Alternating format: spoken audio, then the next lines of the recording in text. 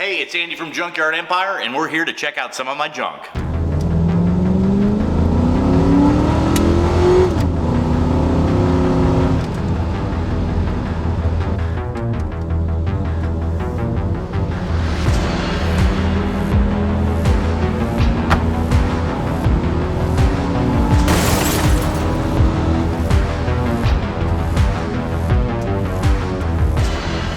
This is one of the cars from Mad Max.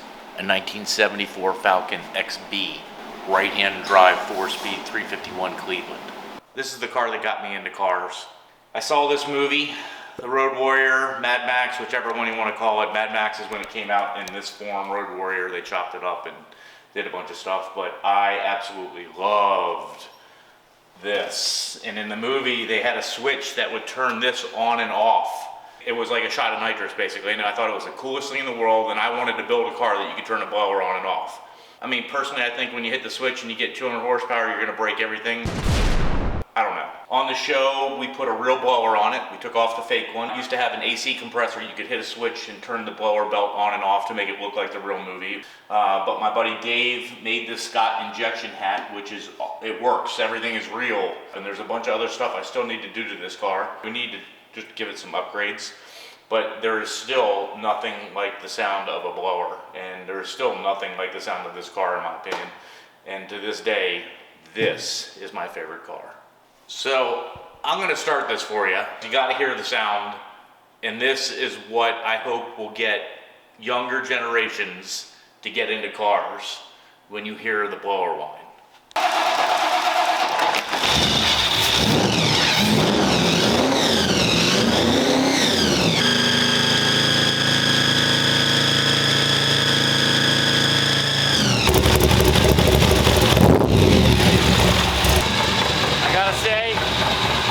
Does it for me. You asked me how long this car has been sitting. I mean, it's been in my garage for 12, 13 years, 14 years, but I do try and drive everything throughout warm months. So everything in my garage gets driven. I don't want anything just to sit. Anything that sits is something that I am working on or need to work on. So this is a cool car. I try and drive it when I can. This is another cool car. So this is a 32 Chevrolet that I built when I was really, really young, like not even 20 yet. It was a labor of love over 10 years. For being a 30-year-old car, it still looks pretty damn cool in my opinion, and I haven't really changed much. We did the exhaust because I thought the exhaust sucked, but for the most part, it's pretty much 30-year-old stuff that still kicks ass in my opinion. This needs to be going through though, the wiring. It needs a new wiring harness. So this really needs to be tuned to drive, and I need to fix the shift linkage on it.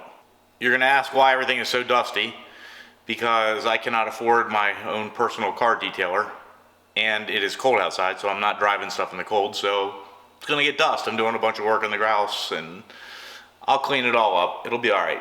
We got a 95 Viper. So I wouldn't say this car is anything special other than the fact that it's special to me because it is the first car that I ever fixed and kept. Usually I would buy a car, fix it up, flip it, buy a car, fix it up, flip it, and I keep building the profit into the next level of car that I could get. And that's how I really got started into just buying and flipping cars. I got enough money to buy this, and it was brand new when I bought it. A guy drove out of the dealership lot, he got hit in the ass, and he drove it right back in, said, give me another one. And the car wasn't totaled, has a clear title. I put a rear bumper cover and a quarter panel on it, which are glue on these cars. This is really just a kit car, to be honest with you. And I've just kept it. It's the first car that I ever kept, and it's scary, dangerous. The thing is rear end loose like crazy. You really gotta know how to drive one well. And I've certainly spun this one around many a time. This one has a GTS hood on it and GTS wheels because I gave the guy a loan and I kept his GTS until he paid me back. Well, of course, he never paid me back. And the bank came looking for the car, so I took the hood, I took the wheels, I took a bunch of other parts, put them on my car, then gave back the bank what was left of the other car and said, here you go. In my mind, did I get my money back? Not how I would like it, but the hood was 10 grand at the time, so I got a $10,000 hood and plus everything else I got off it. So how many cars have you had and then flipped and then sold? Hundreds. I mean, if not thousands, to be honest with you. It's great in the fact that I get to fix, drive, and really figure out what I like. On the other hand, it kind of makes you numb to cars. Like, you look at some cars and it's just another car. It's not like, doesn't really impress me. Ferrari on the wall, it's all top secret. I cannot talk about that, but I will tell you that that is a real Ferrari. That is not fake. That is a real race car. And obviously I just have pieces of it, but I have enough of it to hang on the wall, and I bet you don't know a lot of people who can say that they have a Ferrari hanging on the wall. So a lot of people ask me questions about how I got to where I'm at and what I do and how can I do what you do. And it's really about having passion in what you do. And for kids, I think you appreciate things a lot more when you really work for it. I mean, a guy who takes a 90 Accord and fixes it up, as opposed to a kid who is bought a 90 Accord by his parents and given to him. Well, the kid who gets the car from his parents usually doesn't give a crap about the car. He doesn't care for it the way if you bought the car yourself and have to fix it yourself. Has to care for that car. So I really believe that you working for what you get makes you appreciate what you have way more than being given these things. You know, I see a lot of people out there, a lot of rich people who give their cars, you know, a 16-year-old kid's getting a $100,000 car. Well, to me, what does that kid have to look forward to when he grows up? Like, where is he going from there? It's a 16-year-old shouldn't be driving a Mustang Cobra. I'm sorry, it's just what I believe. I think that kid should be building a 95 Mustang and working for money and buying parts to turn it into a car that he enjoys, and that car will mean a lot more than that $100,000 Cobra. All right, so we're doing bikes. That bike is in the back and it should be in the front, and I should be driving it, but I'm not driving it because my friend Ron was supposed to fix the front fork tube that is leaking, which is why you see a little puddle under it. This was a University of Maryland police motorcycle. This was a Secret Service sidecar from the presidential parade that they used, that I got from another one of my buddies. And we painted them up, and these are my favorite colors, black and orange. I love driving it, and sooner or later, I've never taken apart a fork tube and fixed it, but it looks like that's what I'm gonna end up doing. I bought this bike new, and it's rare that I buy stuff new, but I really liked this bike because it had a Springer front end, and it was a single seat, and spoke wheels, and you just don't see it. I like the old school look. So I have a lot of stuff that I just collect to collect. I figure when I need money, I can always sell something, or when I die, my daughter will have a lot of stuff she needs to sell, and she'll have some money at the end. This is just a bike I used to ride, as well as all the bikes you see hanging up are all bikes I used to ride when I was a kid, for the most part, once or thereabouts. This little CT70 still runs well. I still drive it around the neighborhood. The Triumph is the last of the oil-cooled 1970 Triumph, which they're worth some money, so I got that for a really good deal. And the old Honda, I love the old Hondas. That one's not worth fixing. That one is just a hanger. So this is a lot of people's favorite car, the Duce 66 Nova. I love it. I've had it for a long, long time. A friend of mine, Scott, built this when I was just out of high school. We would go up to his Meineke and Piddle, and then he moved and had nowhere to put it, so I bought it from him, and I kind of changed. It used to be a green when he had it, and I love the yellow. We call this Buttercup, and I have done everything to it, front to back, painted the whole car. The only thing that is the same as when he bought it is the interior. Has a little 421 small block in it, 650 horsepower, going through a 350 and a rear underneath it with big brakes. The only thing I have left to do to this car is when we did the rear end, the exhaust used to come out the back, and we couldn't do it anymore because we changed it all. It's mini tub. So I want to get it out the back. I'll go through the trunk if I have to, and then shoot it back out the back again and drop the back down a little bit further, just to not give it any type of rake. All right, my Jeep had to be different at the time. Now you can buy one with a Hemi in it, but yes, this one does have a Hemi 6.2 in it. And you could not get one when I built it. And it's a really cool Jeep. I love it. I drive it all the time in the summer. And that's it. I wanted to do something different, and that's why it looks different. The Audi R8 is a cool car. I bought it wrecked. Almost everything that I own, almost, I would say 80% of what I own has been salvaged. I have bought at a salvage auction. This one needed some left quarter work, some little piddly stuff. It was not bad at all. I think I had to buy a taillight for this car, and we wrapped it for the show because it was white. It was vanilla plain Jane, and I like things different. We got different right there. Unfortunately, on another season, they wanted another cool car to be wrapped the same way, which this car actually had a cool paint job on it, the Lamborghini Murcielago. It had a pearl yellow paint job on it, which you can see when you open up the doors because they did not do the door jambs. And I'll probably put it back to that yellow one day, but the blue is still cool, and I love the wheels. Even though we're getting a flat tire there.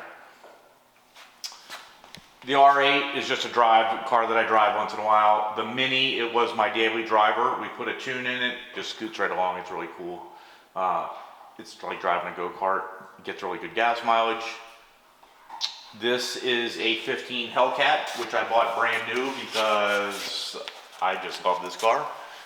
Best bang for the buck at the time, in my opinion. The car has 707 horsepower. It really gets out of its own way, and then you see all these things nowadays. Oh, I got 800. Oh, I got 900 horsepower. And let me tell you something. It doesn't matter because you can't control 707 horsepower. So I don't care if you got 900 horsepower. You might beat me by this much in a quarter mile, or when you're racing. I'm not a quarter mile racer. I really don't care. I care about looking cool as opposed to being the fastest car going down the road. If I want to go fast, I'll jump in the 32 and it has 850 horsepower in a 1,700 pound car. Figure that one out. If it ever hooked up, which it doesn't, the thing will lay wheels doing 65 miles an hour. So on every car that I get, I try and do something a little bit custom to it. And on the Hellcat, it's green, it's cool, but I wanted to do something different, and that's why you see a decal of a kitty cat on the side. Everybody knows this one's mine because I've never seen another green one around here with a cat on the side. GNX, I love this body style. I love this car. One of 547 made. Super rare, getting more valuable. Bought it as an investment. The only thing, the paint on this is super straight. Things that take away from value on a car would be that it's been painted. And this one has been painted. But Buick had really crappy paint. And they had these rubber noses that always faded no matter if you kept the car in a garage or not. So you ended up having to paint it no matter what. So do I think it really takes away from this one that much? No, not really. But what does probably take away from it a little bit is the person before me replaced the turbo with a good turbo. The turbos that were on these were ceramic turbos, ceramic ball bearings. That's how they got a little bit more horsepower out of them. And this one does not have the original turbo. They're out there, you can find them, but I don't care that much. It's a cool car. 70 AMX up there. It was super clean, super rare. You don't see a lot of AMXs, and I thought it was really cool. And I got it for a really, really good price, so I couldn't pass it up, so I bought it. I can sell this car whenever I want and make at least 10 grand and never have to worry about it and never to touch it. So it has the little motor in it, 360 as opposed to 390, which isn't, the 390 is the most desirable. 360 is still a great motor, but I love the car. And you know what, you don't see a lot of them and it looks good in the garage. Murcielago we talked about, another salvage car. This car wasn't wrecked or anything, but this car needed a clutch. And let me tell you something, I learned about spending money on a Lamborghini. 10 grand for a clutch. And when you do a clutch, you gotta do motor mounts. And when you do motor mounts, you gotta reprogram all the little things in the car that make it go vroom vroom. So when it's all said and done, you got a $14,000 bill because I had to pay somebody to do it because I don't have the computer to program Lamborghini software. The clutch lasts for 10,000 miles. You figure out how much it costs to drive per mile. So when I bought this car, I'm like, oh my God, I got a Lamborghini under 6 figures. That's awesome, man. I love this car. Figured out the numbers. It's worth cruising around once in a while, but it is not worth driving around and putting some miles on it because it costs so much flipping money to drive. Now, Lamborghinis have gone through the roof. This car is worth a lot more than I paid for it, so I feel great about the purchase. I feel great about just letting it sit here. I don't care because it's only appreciating in value. This body style people love, and this body style people will always want because there's only so many of them out there. Like now you can go out and you can go buy the Hurricane or the Huracan, I guess they call it, or the Ventor, or whatever you want to buy. You can open up any website, you can find them on a website, but you do not see a lot of these.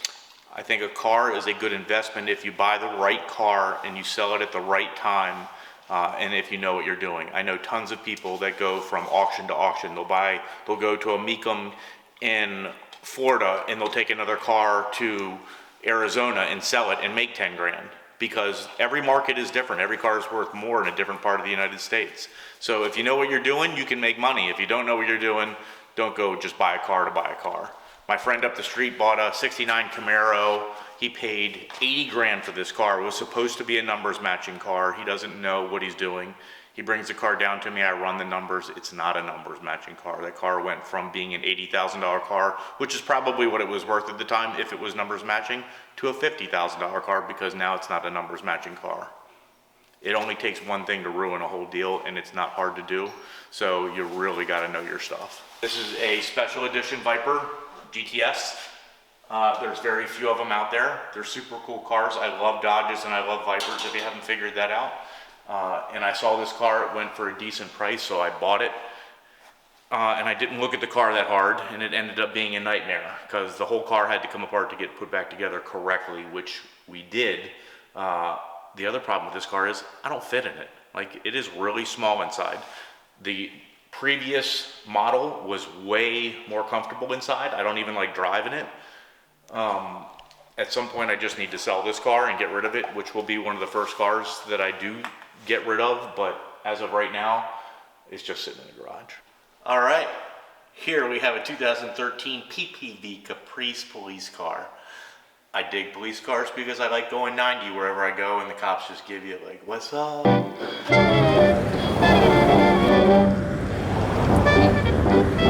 This one's just starting to get a little dated. It's not quite yet, but this one we put a supercharger on, gave it a little bit more oomph because I love supercharging.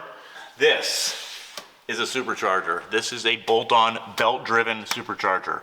They make different ones. They make a belt-driven centrifugal style, which goes over here, looks like an air compressor, but this is a Roots style blower. It forces air into the intake, which gives it more compression, which gives it more power if you offset the fuel and air going into it as well.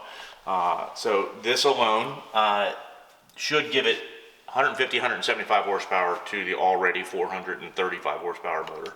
We dynoed this at 500 at the rear wheels. We put on different brakes and brake pads to get it to stop because it did not want to stop at all. And it actually is a pretty good running / riding car. I feel like this is starting to get a little rod knock or a little knock somewhere in the motor. These motors were typical for lifters being bad, so I put the little switch in it so it didn't go from 8 to 4 cylinder. It stays on 8 now, which helps the lifters because it's all controlled through lifters. And it sounds like it's a bottom end knock. This has a 6.0 in it. It's the truck motor. They're really good motors. I'd be surprised, but I just took one over to the machine shop and I'm starting to build it a little bit just in case. And if I do that, then maybe I'll pump up the horsepower to maybe 7 and get a trans built in it and a converter and really make this thing scream, make it a sleeper, because I do like the car, I do like the body style. For me, a lot of it is comfort, like how I fit in a car when I get in and out. I'm tall, so I hate going like this when I get into a car because it just bugs me. So a car that I can just fall into and jump right out, I'm good with, and this is one of them. Now, this. I like Camaros. I'm not gonna say that I love them. I own this car because it's a 1967, which is the year I was born. And I own this car because it's a pace car. It's different. You don't see a lot of 67 pace cars. The 67 had blue striping down the side. 69s had orange. You see a lot more 69 pace cars as opposed to the 67. I think it is a really good looking car. I love the color combination. This one just happens to be a original documented 67 pace car.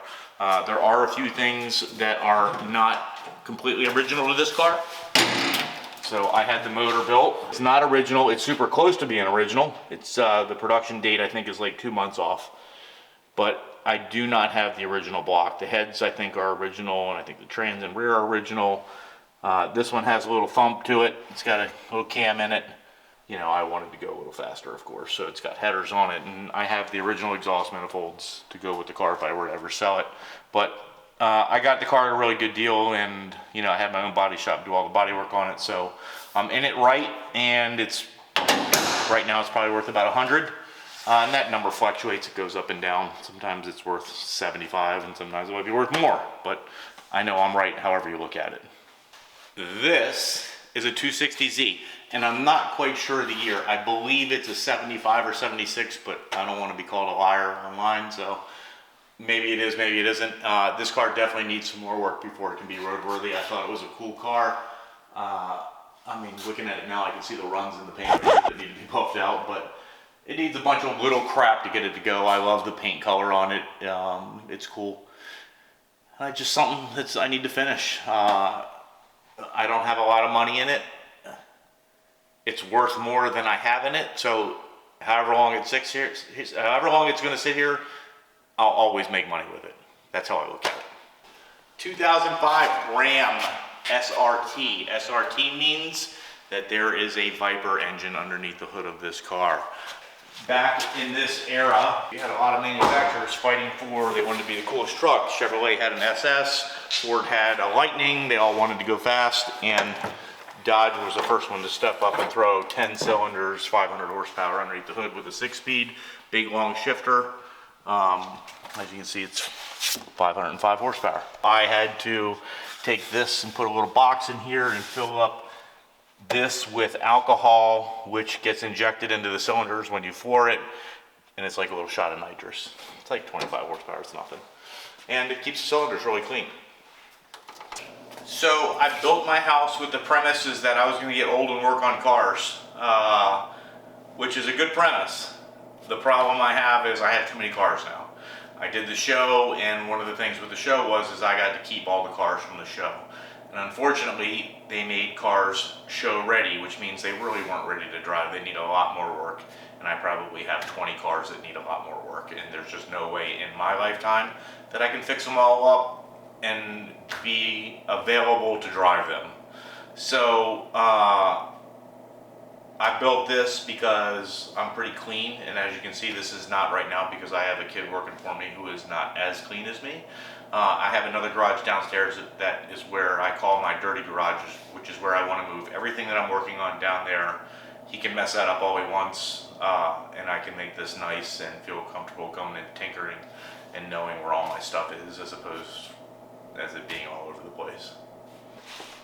All right, section 2. Every one of these cars you see in this room has been through the salvage process. This, if you saw the show, is a 07 911 Turbo. Super fun, great car to drive. It is my favorite car to drive. All-wheel drive. It is detuned to 500 horsepower at the wheels. If you'll notice on the show, we put a tune into this and it really gets up and goes. 70 Corvette, found it in a barn. It was dark green when I bought it. They never made black ones in 70, but I love black ones, especially from the movie with Chris Tucker and whatever that. So I thought it was a pretty car, so I built one. It's all original other than black paint, and I put seat covers on it and some door panels. Original motor, original trans, still runs great. Decent mileage. Power Wagon. I love it because I love the color. I think it's cool. It's the right stance. It's got a 440 in it. We did it on the show. I love it.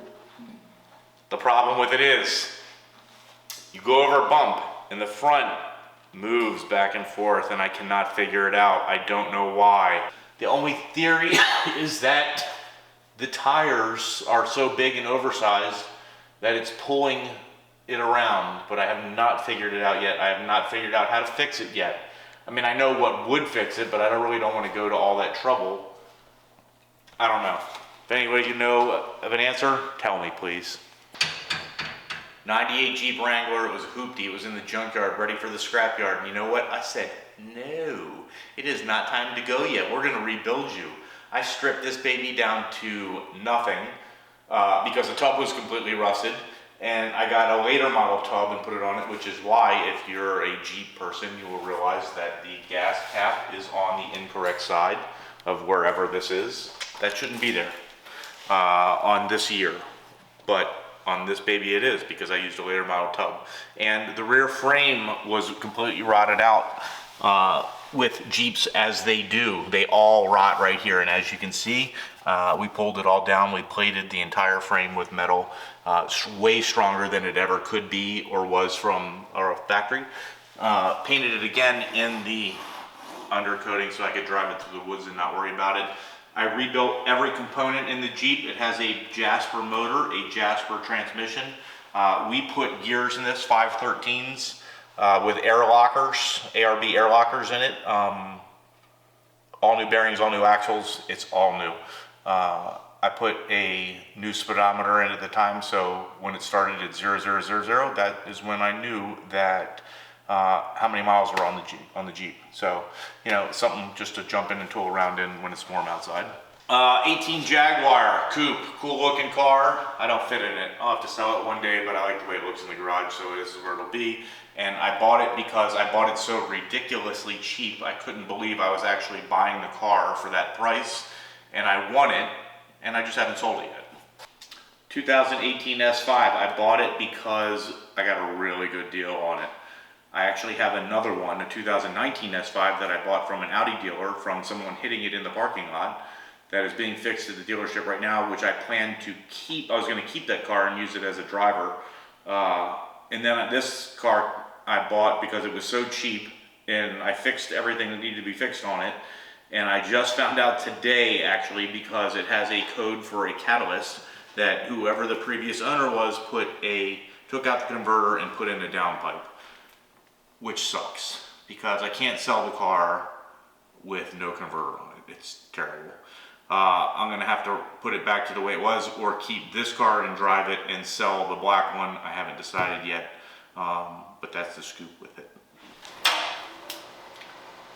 We're gonna go downstairs and check out the other cars in the basement. I'll meet you guys down there.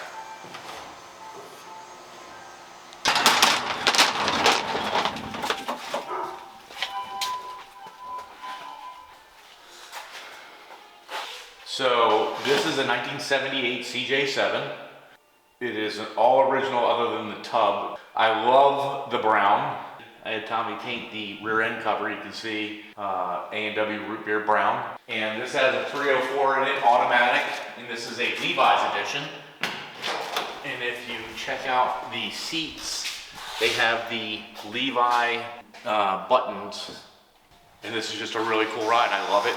It has a bunch of little problems right now, which I need to address, one of which this is all-wheel drive.